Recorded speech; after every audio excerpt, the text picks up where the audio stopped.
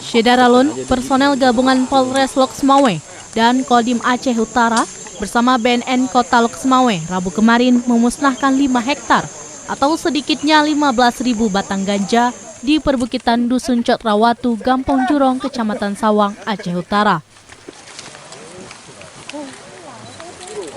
Ladang ganja tersebut merupakan milik tersangka berinisial M, 50 tahun.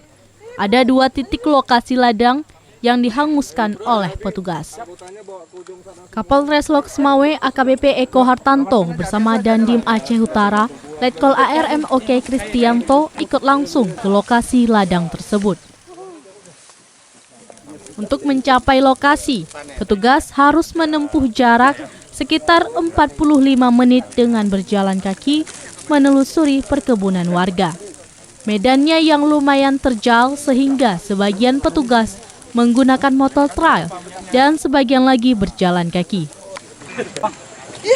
Selain tersangka M, polisi masih memburu satu lagi rekan M berinisial F. Pemusnahan ladang ganja yang ada di Kecamatan Sawang, Kabupaten Aceh Utara. Ya, kurang lebih kita memusnahkan sekitar 5 hektar. Ya, kurang lebih 5 hektar, ada 2 tempat nanti di sekitar sini sama di sebelah sana. Ya. Untuk daun ataupun batang ganja yang berhasil kita musnahkan atau sita sebanyak kurang lebih 15.000 batang atau pohon ganja. Ya, itu ukurannya bervariasi, ada yang masih bibit ya di dalam polybag dan ada yang berukuran yang sudah ditanam berukuran berkisar antara 50 cm sampai 150 cm.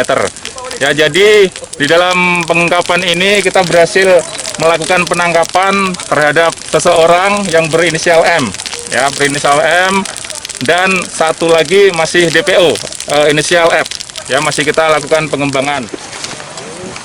Dari Loksmawe, Zaki Mubarak, Serambi On TV.